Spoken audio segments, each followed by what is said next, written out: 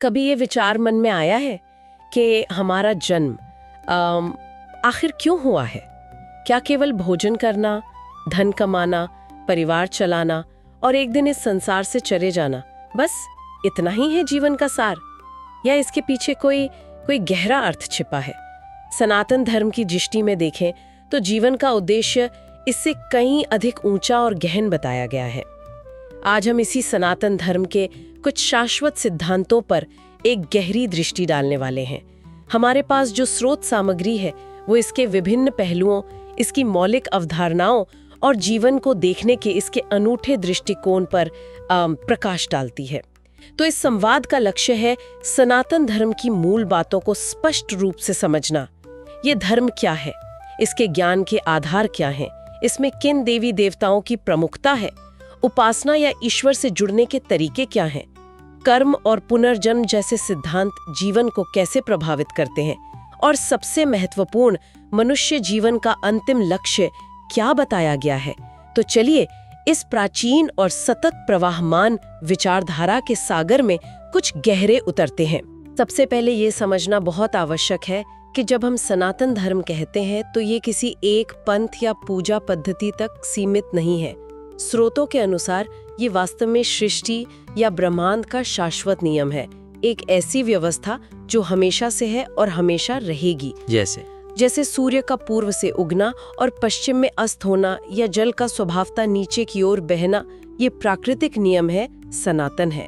इसी तरह सनातन धर्म उन शाश्वत नैतिक और आध्यात्मिक नियमों, व्यवहारों और आदर्शों का समुच्चय है जो सत्य, अहिंसा, क्षमा, कर्तव्यपरायणता और आत्मज्ञान पर आधारित है। इसे कई बार इटर्नल लॉ या शाश्वत विधान भी कहा गया है। आपने बहुत सही बिंदु उठाया। ये शाश्वत नियम या विधान की अवधारणा ही इसकी, आप कह सकते हैं, कुंजी है। इसका अर्थ है कि ये सिद्धांत किसी व्यक्ति विशेष द्वारा किसी खास समय में बनाए गए नियम नहीं हैं, बल्कि ये सृष्टि के आधारभूत नियमों को दर्शाते हैं। ये ऐसे कर्तव्य और आचरण हैं जो देश और काल की सीमाओं से परे हैं, सार्वभौमिक हैं। यह दृष्टिकोण हमें सिखाता है कि यह ब्रह्मांड और हमारा जीवन एक गहरी व्यवस्था और संतुलन पर आधारित है। उस संतुलन और व्यवस्था के अनुरूप आचरण करना ही वास्तव में धर्म का पालन करना है। यह केवल पूजा पाठ तक सीमित नहीं, बल्कि जीवन जीने का एक समग्र तरीका है जिसमें हमारे विचार, कर्म और उद्देश्य शामिल हैं। अच्छा, और इस गहन ज्ञान, इस शाश्वत विधान को हम तक पहुंचाया किसने? इसका स्रोत क्या है? कहा जाता है कि हमारे महान ऋषि मुनियों ने अपने गहरे ध्यान और तप से इस ज्ञान को प्राप्त किया और वेदों में संकलित किया। ये 4 वेद हैं: ऋग्वेद, सामवेद, यजुर्वेद और अथर्ववेद। ऐसा ज्ञान जिसके अनेक पहलुओं को आज का विज्ञान भी धीरे धीरे समझने और स्वीकार करने लगा है, ऐसा भी कहते हैं। फिर वेदों के गूढ़ सत्यों को जन सामान्य तक पहुंचाने के लिए पुराणों की रचना हुई, जैसे रामायण, महाभारत, श्रीमद् भागवत पुराण, शिव पुराण आदि। इन्होंने कथाओं, दृष्टांतों और आख्यानों के माध्यम से जटिल दार्शनिक विचारों को सरल और रोचक बना दिया। जी हाँ, निश्चित रूप से वेद और पुराण ये दोनों ही सनातन ज्ञान परंपरा के महत्वपूर्ण स्तंभ हैं, लेकिन उनकी भूमिका थोड़ी भिन्न है। वेद ज्ञान का मूल स्रोत हैं। वे आधारभूत सिद्धांत और तत्व ज्ञान प्रस्तुत करते हैं। इनमें यज्ञ, मंत्र, सृष्टि रहस्य और ब्रह्म विद्या जैसे गूढ़ विषय हैं। वहीं पुराण उन सिद्धांतों को देवताओं, अवतारों, ऋषियों और राजाओं की कथाओं के माध्यम से समझाते हैं। उदाहरण के लिए वेदों में ईश्वर के निराकार और साकार दोनों रूपों की बात है। पुराणों में हम उन्हीं साकार रूपों जैसे राम, कृष्ण, शिव, देवी के चरित्रों और लीलाओं से उन सिद्धांतों को व्यवहार में उतरते हुए देखते हैं। अच्छा, पुराणों ने ही भक्ति, सदाचार, रीति रिवाजों और सामाजिक मूल्यों को जन जन के हृदय में स्थापित किया। ये ग्रंथ केवल प्राचीन कथाएं नहीं, बल्कि जीवन जीने की कला, नैतिकता और आध्यात्मिकता के व्यवहारिक मार्गदर्शक हैं। अच्छा, आपने देवताओं की बात की। ब्रह्मांड के संचालन के संबंध में सनातन परंपरा में त्रिमूर्ति की एक बहुत प्रसिद्ध अवधारणा है। ब्रह्मा जी, जिन्हें सृष्टि का रचयिता माना जाता है, भगवान विष्णु जो इस सृष्टि के पालनहार है, और भगवान शिव जो संहारक हैं, यानी पुरानी व्यवस्था को समाप्त कर नई के लिए स्थान बनाते हैं। और इनके साथ ही हैं आदिशक्ति, माता शक्ति, वो मूल दिव्य ऊर्जा जिसके बिना न तो सृष्टि संभव है, न पालन और न ही संहार। माना जाता है कि ये चारों तत्व मिलकर ही इस संपूर्ण ब्रह्मांड की व्यवस्था को सुचारू रूप से चलाते हैं। ये समझना बहुत महत्वपूर्ण है कि त्रिमूर्ति और शक्ति की ये अवधारणा केवल अलग-अलग देवताओं की पूजा तक सीमित नहीं है। ये वास्तव में ब्रह्मांड को चलाने वाली 3 मौलिक प्रक्रियाओं या शक्तियों के प्रतीक हैं। ब्रह्मा सृजनात्मक शक्ति के प्रतीक हैं, निरंतर नया रचने की क्षमता। विष्णु स्थिरता, व्यवस्था और पालन पोषण करने वाली शक्ति हैं, जो धर्म और संतुलन बनाए रखते हैं। और शिव परिवर्तन, लय और यहाँ तक कि जिसे हम विनाश कहते हैं, उसके भी प्रतीक हैं, क्योंकि पुराने के हटे बिना नए का सृजन संभव नहीं। देवी शक्ति इन सब के पीछे की मूल ऊर्जा है, क्रियाशीलता है। सनातन दर्शन ने ईश्वर तक पहुंचने या सत्य को जानने के कई मार्ग बताए हैं, जैसे भक्ति का मार्ग, ज्ञान का मार्ग, कर्म का मार्ग, योग का मार्ग। त्रिमूर्ति और शक्ति की उपासना इन्हीं विभिन्न मार्गों और मानवीय प्रवृत्तियों से जुड़ी हुई हैं। कोई भक्त के रूप में विष्णु या शिव की आराधना करता है, कोई ज्ञानी निराकार ब्रह्म का चिंतन करता है, कोई योगी शक्ति को कुंडलिनी के रूप में जागृत करने का प्रयास करता है। ये सब उसी एक परम सत्य तक पहुंचने के विभिन्न रास्ते हैं। ईश्वर या उस परम सत्य से जुड़ने के इन विभिन्न मार्गों की बात हुई। सामान्य जीवन में हम देखते हैं कि लोग मंदिर जाते हैं, पूजा करते हैं, यज्ञ करते हैं। कभी किसी प्राचीन मंदिर में प्रवेश करते हुए वहां की शांति, घंटियों की ध्वनि, जलते दीपक की लौ और धूप की विशेष सुगंध को अनुभव किया है। ऐसा लगता है जैसे वो वातावरण ही हमें किसी और लोक में ले जाता है। पूजा में हम फूल, फल, जल, धूप, दीप अर्पित करते हैं। यज्ञ में आहुतियां दी जाती हैं। इनका उद्देश्य क्या है? क्या हम ईश्वर को कुछ दे रहे हैं? यह एक बहुत स्वाभाविक प्रश्न है। वास्तव में पूजा, यज्ञ या अन्य कर्मकांड ईश्वर को कुछ देने के लिए नहीं है, क्योंकि वह तो स्वयं ही सब कुछ देने वाला है। ये विधियां तो स्वयं को ईश्वर के निकट ले जाने, अपने मन को शुद्ध करने और अपनी चेतना को उस दिव्य सत्ता के साथ जोड़ने के साधन हैं। अच्छा, साधन है। जी, मंदिर एक ऐसा पवित्र स्थान है जहां सकारात्मक ऊर्जा का स्पंदन महसूस किया जा सकता है, जो ध्यान और भक्ति के लिए सहायक होता है। पूजा में अर्पित की जाने वाली वस्तुएं जैसे फूल, फल, जल, ये प्रकृति की सुंदरता और पवित्रता के प्रतीक हैं। इन्हें अर्पित करके हम ईश्वर के प्रति अपना आभार, प्रेम और समर्पण व्यक्त करते हैं। यह एक प्रकार का आतिथ्य भाव भी है, जैसे हम किसी सम्मानित अतिथि का सत्कार करते हैं। प्रसाद का सिद्धांत भी बहुत गहरा है। पहले हम ईश्वर को अर्पित करते हैं और फिर वही वस्तु प्रसाद के रूप में हमें वापस मिलती है, जो ईश्वर की कृपा का प्रतीक बन जाती है। यह देवता और भक्त के बीच एक प्रेमपूर्ण आदान प्रदान का संबंध दर्शाता है। ऐतिहासिक और सामाजिक दृष्टि से देखें तो मंदिरों और यज्ञों ने समाज को जोड़ने, संस्कारों को जीवित रखने, उत्सव मनाने और सामूहिक रूप से आध्यात्मिकता का अभ्यास करने का एक महत्वपूर्ण मंच प्रदान किया है। ये तो हुए बाहरी साधन, लेकिन ईश्वर से जुड़ने या आत्म खोज के लिए आंतरिक साधनाओं का भी बहुत महत्व बताया गया है। जैसे मंत्र जप, ओम मंत्र को ही लीजिए। कहते हैं कि केवल इसके सही उच्चारण से ही मन शांत होने लगता है। इसे सृष्टि का आदिनाद या कॉस्मिक वाइब्रेशन माना जाता है। इसी तरह किसी मंत्र या ईश्वर के नाम का निरंतर जप करने से मन की चंचलता कम होती है और एकाग्रता बढ़ती है। और फिर है ध्यान, जिसमें हम अपनी चेतना को और गहरे स्तरों पर ले जाने का प्रयास करते हैं। स्रोतों में तंत्र साधना का भी उल्लेख मिलता है, जिसमें ऊर्जा को नियंत्रित करने की कुछ विशेष क्रियाएं होती हैं, पर साथ ही यह चेतावनी भी दी जाती है कि इसके लिए योग्य गुरु का मार्गदर्शन अनिवार्य है। हाँ, आंतरिक साधनाओं का उद्देश्य मन को बाहरी विषयों से हटाकर भीतर की ओर मोड़ना है। मंत्र केवल शब्द नहीं है, उनमें एक विशेष प्रकार की ध्वनि ऊर्जा या स्पंदन होता है। ओम को इसीलिए प्रणव या मूल मंत्र कहा जाता है, क्योंकि माना जाता है कि इसी ध्वनि से सृष्टि का विस्तार हुआ। अच्छा, जब एक तकनीक है जिसके द्वारा मन को एक बिंदु पर स्थिर करने का अभ्यास किया जाता है, जिससे व्यर्थ के विचार शांत होते हैं। ध्यान उससे अगला चरण है, जहां मन की एकाग्रता सहज हो जाती है और व्यक्ति अपने वास्तविक स्वरूप यानी आत्मा या चेतना के करीब पहुंचने लगता है। कुछ आधुनिक शोध भी अब मानने लगे हैं कि मंत्रोच्चार और ध्यान का हमारे मनोविज्ञान और यहाँ तक कि मस्तिष्क की कार्यप्रणाली पर भी सकारात्मक प्रभाव पड़ता है, जैसे तनाव कम होना, एकाग्रता बढ़ना, भावनात्मक संतुलन आना। लेकिन यह सच है कि विशेषकर तंत्र जैसी गूढ़ साधनाओं में बिना योग्य गुरु के मार्गदर्शन के आगे बढ़ना जोखिम भरा हो सकता है, क्योंकि इसमें ऊर्जाओं का खेल होता है और सही समझ और नियंत्रण आवश्यक है। साधना में विवेक और अनुशासन दोनों का महत्व है। चलिए अब जीवन के एक और बहुत ही मौलिक और गहरे सिद्धांत की ओर बढ़ते हैं, कर्म और पुनर्जन्म। सनातन दृष्टि ये कहती है कि हम जो भी कर्म करते हैं, शारीरिक, मानसिक या वाचिक, उनका एक परिणाम अवश्य होता है। यही कर्म फल हमें बांधते हैं। अच्छे कर्मों का अच्छा फल, बुरे कर्मों का बुरा फल।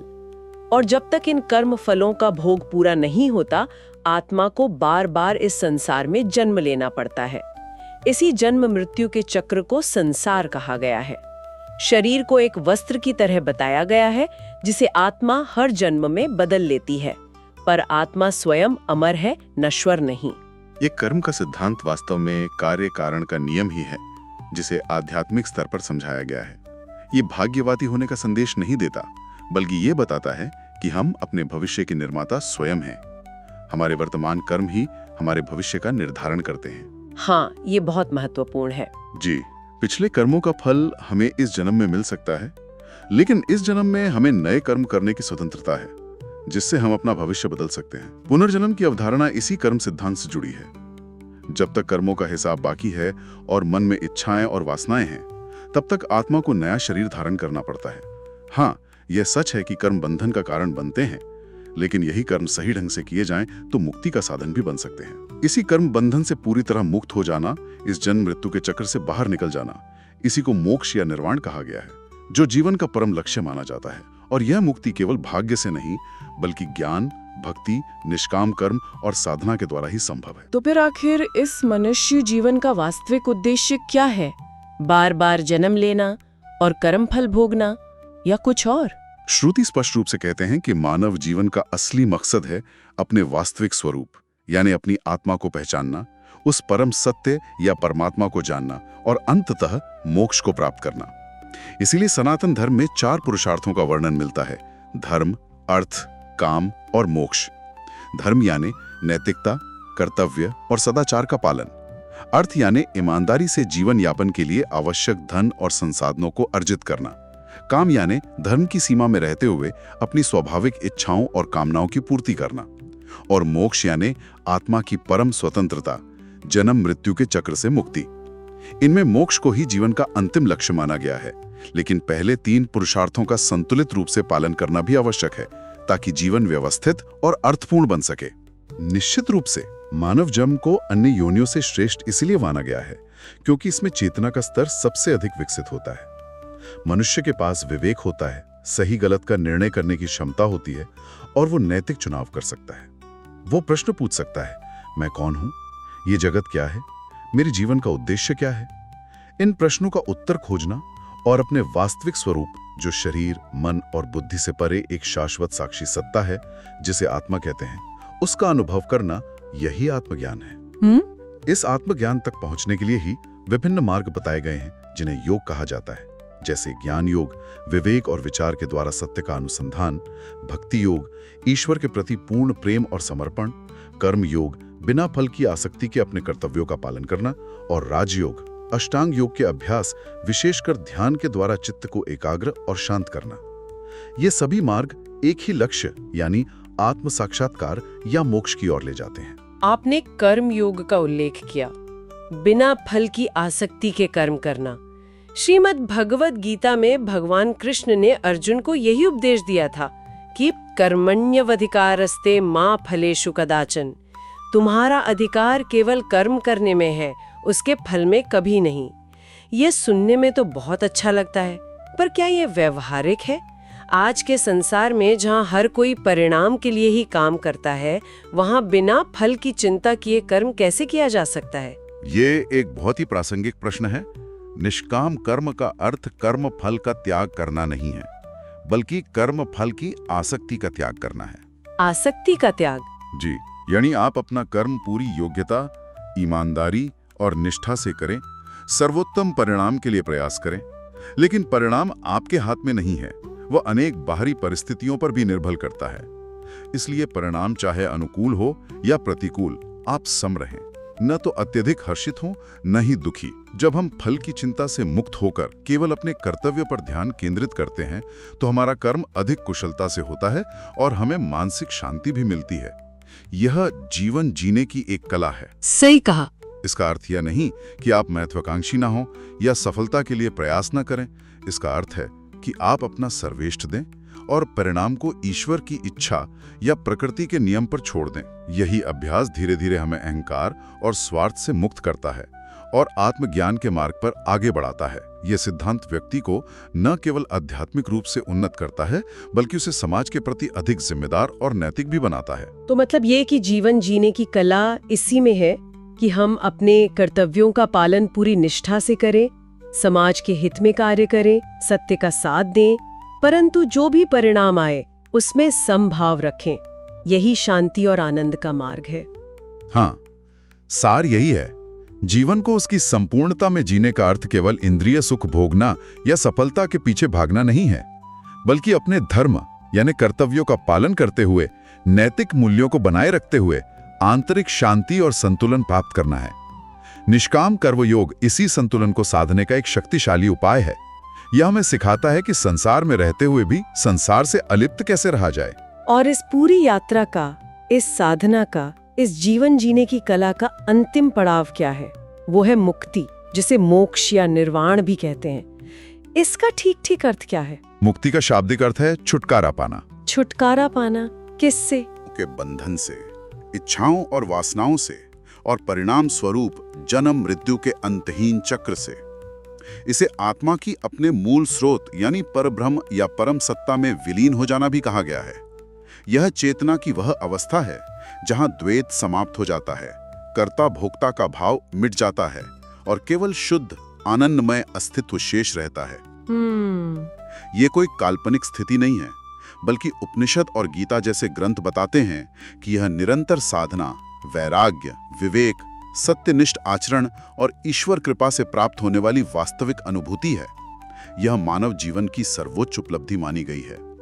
यह एक गहरा दर्शन भी है और साथ ही जीवन का परम लक्ष्य भी, जो हमें हमारे क्षणभंगुर अस्तित्व से ऊपर उठाकर शाश्वतता का अनुभव कराता है। तो कुल मिलाकर इस पूरी चर्चा से ये बात उभर कर आती है कि ये मनुष्य जीवन सचमुच अत्यंत मूल्यवान और दुर्लभ है। इसका उद्देश्य केवल खाना पीना, कमाना और संसार के झमेलों में उलझे रहना नहीं है, बल्कि अपने भीतर छुपे हुए उस दिव्य अंश, अपनी आत्मा को पहचानना और उस परम सत्ता के साथ अपने संबंध को फिर से स्थापित करना है। स्रोत हमें याद दिलाते हैं कि हमें प्रतिदिन कुछ समय ईश्वर स्मरण, जप या ध्यान के लिए अवश्य निकालना चाहिए। हमें अपने सभी कर्मों को, चाहे वे छोटे हों या बड़े, सच्चाई, प्रेम और निष्ठा से करना चाहिए। इस अमूल्य मानव जीवन को व्यर्थ नहीं गंवाना चाहिए। और यहाँ एक विचारणीय प्रश्न ये उठता है कि ये सिद्धांत जो हजारों वर्ष पूर्व दिए गए थे, क्या आज की इस तेज रफ्तार, तनावपूर्ण और अत्यधिक भौतिकवादी जीवन शैली में भी उतने ही प्रासंगिक हैं? और यदि हैं, तो हम इन शाश्वत मूल्यों को अपने भागदौड़ भरे दैनिक जीवन में कैसे उतार सकते हैं? शायद इसका उत्तर खोजने के लिए हमें बाहर नहीं, अपने भीतर ही झांकना होगा, क्योंकि आत्मज्ञान की यह यात्रा अंततः एक आंतरिक यात्रा ही है। बाहरी परिस्थितियां बदल सकती हैं, पर मनुष्य की मूल खोज, शांति, आनंद और सार्थकता की खोज शायद वही रहती है। इस आंतरिक खोज की शुरुआत कोई भी, कहीं से भी, छोटे छोटे संकल्पों और अभ्यासों से कर सकता है। और अंत में सनातन धर्म की उस सबसे बड़ी सीख को फिर से याद कर लें, जो स्रोतों में बार बार दोहराई गई है। जीवन का असली उद्देश्य अपनी आत्मा को पहचानना और परमात्मा से एकाकार होना है। शायद यही इस अनंत यात्रा का सच्चा सार है।